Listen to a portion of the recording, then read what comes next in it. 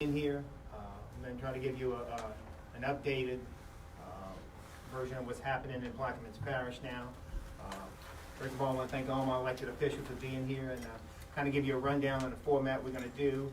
I'm going to give you a brief update, and then after I speak, I'm going to ask my council members to speak, give me an update of briefly anything that's happening in their respective districts. I'm going to ask my state representative to speak. As a member from the pool, we'll turn it over, and the sheriff and I will answer any questions that you have. We, as well, together working to comp the current overtoppings in the Myrtle Grove and Point Celeste areas. Starting Wednesday, July 11th, the parish has activated all emergency contracts as well as emergency preparedness ops with Air National Guard and state partners. Areas in low-lying Plaquemines Parish outside the levee protection system are current experience flooding. Government and sheriff crews have been monitoring overtopping. Residents should remain on alert as to 3 to 6 foot storm surge is projected due to wind-driven waters and high tides. Highway 23 may become impassable from Ironton to Port Ship. Evacuation shelter is still open at the Bell Chase Auditorium. We still have a mandatory evacuation in place for the entire East Bank and Oakville South to Venice, which is about the distance of 60 miles. Let's now shift our focus from the Mississippi River levees back to the back levee of the Army Corps of Engineers. The section of the back levees of our parish is a federal authorized project. We are asking the Army Corps of Engineers to take the lead in their response, but also a full completion of a federal levee project. This project originated in the first authorized Congress post since Katrina. 14 years later, we're still fighting this flood fight. So, ladies and gentlemen, our focus was always on, from the information we received, was the Mississippi River overtopping.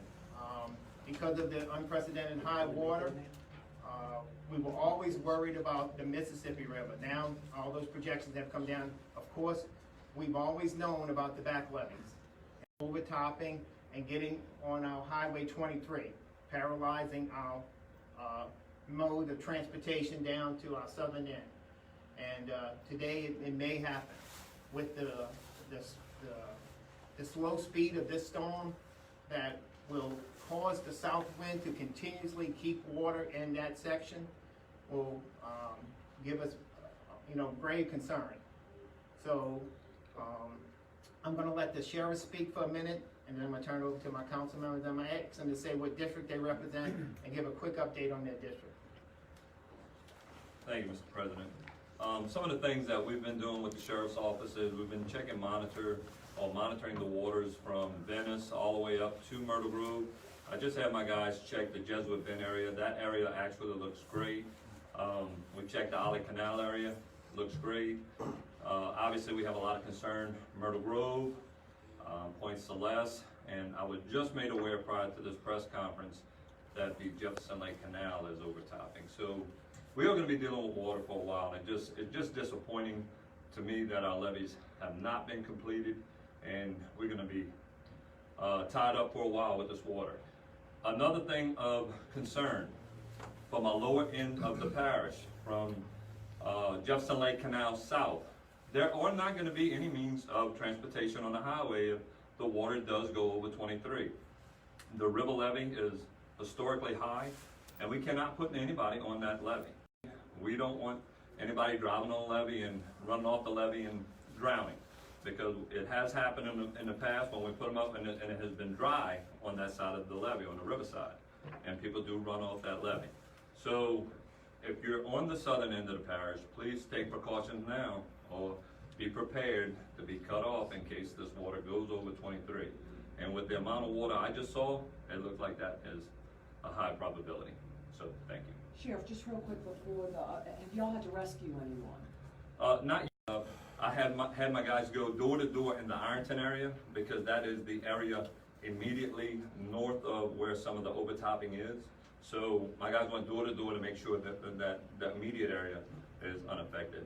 I would like, of course, Lake Hermitage, Myrtle Grove, and Wood Park, please take this heed of warning because the water is steadily gonna come up. I think we're gonna be facing high winds for a considerable amount of time. I was down there, the wind's blowing very good right now, so. At this time, I'm gonna ask each council member to come up and state what district they represent and if there's any damage or if they know of any concerns in their district. Yeah, thank you, Mr. President. Bill Black, Council Chair, Council Member of District 2. I first want to say that my district borders Orleans Parish and Jefferson Parish. It's the most northern district. So therefore, we're having a lot of concerns at this time. With that said, I think we're prepared. So to my constituents in District 2, just keep doing what you're doing and allow the Sheriff's Office and the administration and government employees to be able to be utilized in places that are more susceptible to flooding, evacuations, and other emergency services. So that's all. Corey Arbro, District 3. Drove through my district this morning. Everything's fine. Just want to reiterate what Councilman Black said, and also thank our parish president and sheriff been here all morning watching them. And yes, definitely well prepared, and just wish everybody the best. Thank you. Just want to let you know that the Belle Chase area being in the 100-year protection, we're in pretty good shape. Any rainwater, I think we can handle. Our residents have been great, and you see what the weather's like outside. I do want to reiterate what our parish president expressed about the hurricane protection levy. It has been authorized for many, many years. And when the same problem occurred, we implore some thought on the federal level to expedite this process. The route from Belle Chase to Venice is extremely important to the economy, and when it gets cut off, the economy suffers.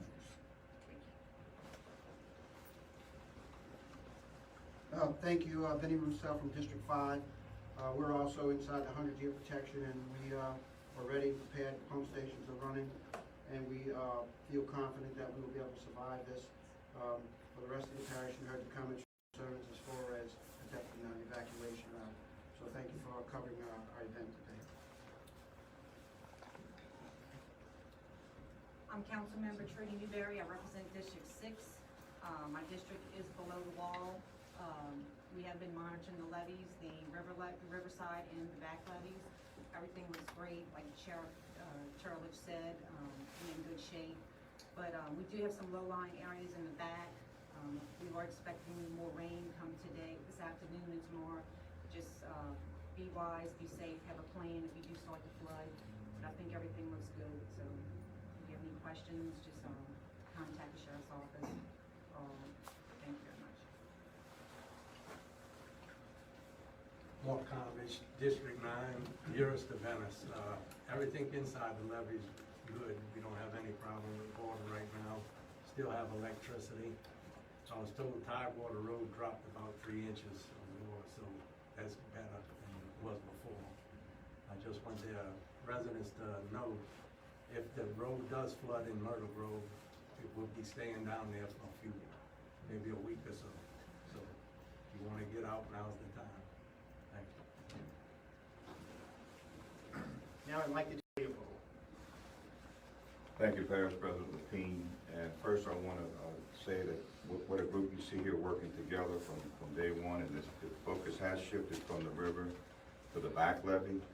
On the stage 3, it's going to be put to the test today. We got our fingers crossed, but there's a very good possibility that with that in mind, there's so much coming down this way in terms of restoration with the proposed diversion in the same area where we're taking on this water. And somehow there has to be some federal funds available through the coastal restoration process to help these things from happening again, to put the emphasis back on the core, we are grateful for their attention, but we need to move this project forward and quicker. This event will happen again. It's a matter of stay focused on and all say the same thing, but we need to get this levee project moving forward, get it completed so we can move forward before this next event occurs. Thank you. Thank you, Representative Leopold. I have two members today I'd like to recognize, and if they would like to come up and say, someone from the Army Corps of Engineers. Hello, yes, my name is Stuart Waits with the U.S. Army Corps of Engineers. We are actively working numerous construction projects for Plaquemines Parish for the New Orleans Defense Project. One of the areas that is most immediate concern is Point Celeste Pump Station. We have put some temporary measures in place, and right now on one of the south tie-ins, the bags, the super bags are being overtopped or they've slipped, and we're in the process of trying to close that gap right now to keep the water in. We've got the contractor and Corps personnel out there right now assessing the situation to figure out what we're going to do. But we're going to work with Plaquemines Parish officials and work to close that gap at the moment. Next, I have a representative from the Louisiana National Guard. Hi, I'm Mark Cusimano, Master Sergeant Mark Cusimano with Louisiana Air National Guard. Just here to let everyone know that we have members of the Air National Guard ready and waiting to be tasked for whatever we need. Thank you. And next, my last one is my Homeland Director, Patrick Harvey. As President Lapine stated, he activated contracts for helping mitigate this problem that's ongoing this morning. We also reached out to our resources with the state this morning to ask for additional assistance with National Guard troops. Also dewatering pumps to help after we get the overtopping. Once overtopping stops, we could get the water pumped out of the area. I'd like to thank my partner, Darryl Dillette, who's our Region 1 coordinator from GOSEP. He works closely with us. We have a good partnership with them. Also, would like to remind the residents to sign up for the emergency notification system here in the parish. We have pushed that out often, and we just want to make sure the residents get the notifications to, like we sent one out earlier to remind the residents of this ongoing situation, to heed our warnings and stuff. We issued this evacuation on Wednesday, I think it was. We made it the voluntary evacuation on Wednesday and then mandatory on Thursday. So the residents had enough time to get on out of here, and wish they would heeded our warning then. So we prepared and we're going to work to battle this incident. Thank you. I hear your frustration. I talked to Lieutenant Governor Nungesser earlier. His frustration, where year after year after year, we're covering the same overtopping. Specifically, what are the obstacles? What does the Army Corps need to do? What do the feds need to do? What's the holdup? Okay, and let me make that perfectly clear. This is not a time that to be disruptive with the Corps and poke at the Corps. This is a time that we come for unity. This is a time of awareness. This is a time that we need to understand the urgency that these levees need to be done. Where it's at or where it's stuck, we're gonna figure it out. The problem is that we continuously fight this every time, and the problem is that any kind of storm that moves to our west, that events south winds, it makes it very difficult to save our road or to save the flood waters from moving over our road. So that it's something that we need to bring awareness to. We're going to work hard, and we're going to work hard as all our partners are here, from state, local officials. I've been on the phone with the governor this morning a couple of times, and he pledges his support, whatever he can do to help us. Our congressional leaders have been in tune, and they continue to help us also. So you don't know what it's gonna take to complete this levee project, or you just continue to work for it? I guess people just wanna know what needs to be done to make sure that this project is completed quickly. Well, we need to be more astute as local leaders. We need to push a little bit harder. We need to find that avenue of how we gotta do it. I'm not sure how we do it, but we're gonna get it done, because this continuously happens to us on every storm system. And the problem with this storm system was the high river. We are caught in the early part of a hurricane season with a high river. So our problem was always worried about the river levee now. That gives us an added distraction and something that we need. But I'll pledge my support, and I will be on the phone with local leaders and federal leaders, and I need all my friends here to push it, and we're gonna get through it, get through the logjam. Is support enough? What actions and what steps are being taken? Because, I mean, everyone's gonna support a completion of a levee project, that's what Right. we want, but what is Well, the action? the money's available, the money has been allocated, so, where is the cog? We hope that it's not on our side, we've done everything in our part to do it. We need to find out why and now, it's more imperative than ever to do it, so. Mr. President, let's talk about today and what's happening today, if we could. What is the clear and present danger that you have right now with this overtopping situation? Where are we now? How much time do we have to fill some of the breaches before Highway 23 gets in a situation where the north end of the parish is cut off from the south end of the parish? Okay, but let's clarify that first. There's not a levee breach yet. There's levee overtopping. And that is expected in any storm because of and there are some major parts of this levee that we are always worried about, and they're always giving us issues. So right now, we will be diligent on what we're doing, trying to stop it. Our main concern right now is probably in the Myrtle Grove area, where the levee is about 4 foot. We did about 30,000 sandbags yesterday to secure the outside levee of that situation. So there are other areas that we're worried about, but we have EOC today with the governor to give us extra support from the National Guard. We are coming in with Haskell baskets, trying to line some of the highway that we know is a difficult spot that will give us some trouble. You have those HESCO baskets on site now. When would they start installing? Site, we have giant sandbags that we have locally. They will go strategically placed where our engineer says, where some of our ops who are in the field, those will be placed where we need to fight to combat it the worst.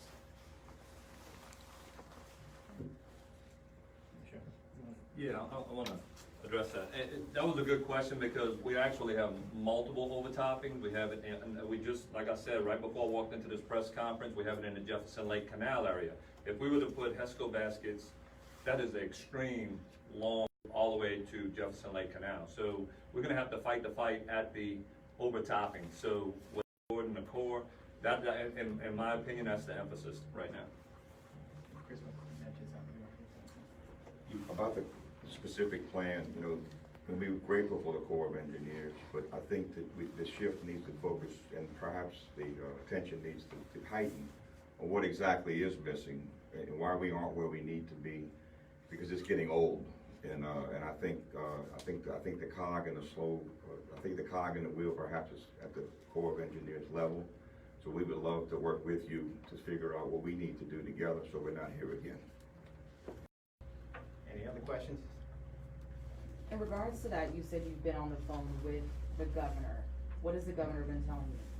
The governor has told us, we've been updated, I've been on with CPRA, with Chip Klein. He's given us updates, he has promised his support, whatever we need, flood fighting that we need. We had a meeting yesterday evening, Representative Lipo and I attended, all the presidents of the area, Jefferson, Orleans, St. Bernard, the mayor, and we told them what our needs and wants were there. And from that point on, the government kicked in and he supplied the manpower, we supplied the sandbags. So that was able to do the part of Myrtle Grove as I spoke about. I'm going to ask Mr. Cusimano, please, are your men and women here now and available because, or we have people staffed on the base right next door to us. They're ready, waiting. As soon as the tasking comes down, we're going to roll. back there, or this is just if there's a levee breach, which there isn't right now? Right, just, Okay. no, just the levee overtopping. And let me make that statement too, where the majority of this seepage of the levee or overtopping of the levee is the less populated area of Plaquemines Parish. There is a subdivision in there, a community called Ironton, which I think the sheriff will tell you, he went door to door knocking on doors to get people out or to alert them that they will potentially have trouble with some water very soon. So other than that, there is of course, we talked about the Myrtle Grove area, which is outside the levee protection, but all of their homes are elevated. They're elevated, you can see that, and Myrtle Grove seems to flood when there's a big south wind. So those people are, parish is not that populated. Tonight in Plaquemines, are you under a curfew? What are you telling your residents at this hour? Well, I'm gonna let the sheriff speak on that because it's kind of. Yeah, we've been under mandatory evacuation, so we have been restricting travel. If you are going through the Myrtle Grove area, you will be checked and asked for an ID to make sure that, because we still have some people going down there to check on their loved ones while 23 is still open. So it depends, you will have to show an ID to get back, to go check, because as long as 23 remains open. As soon as it shuts down, it is totally shut down, and we have been, we've double patrols, we have the state police out here in force, monitoring anybody who's on the roadways after dark. I mean, you live out in Myrtle Grove and you actually have seen the overtopping. How much time do you think people have before water starts overtaking Highway 20? I would hate to put a timetable on it. It just depends on how many areas are overtopping.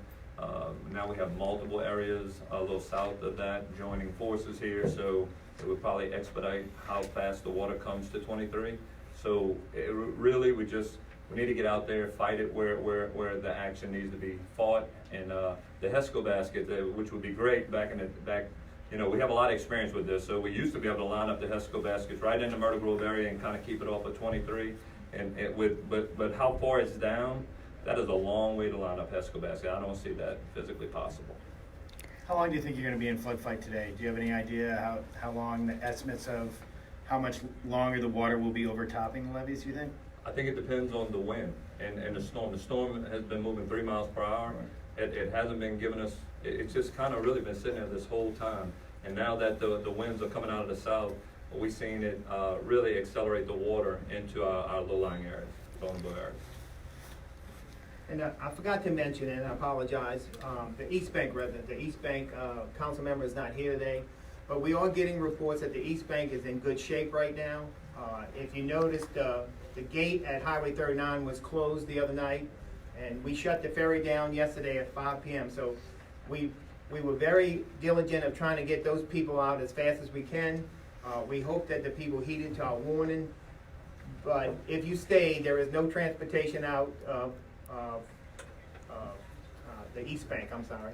So we want them to know that we're here. There are emergency personnel on that side. We are staged at the prison, which is elevated. So we do have emergency personnel staged there for anyone who was stayed and needed help. Any other questions? Thank you, guys. Appreciate it. Thank you so much.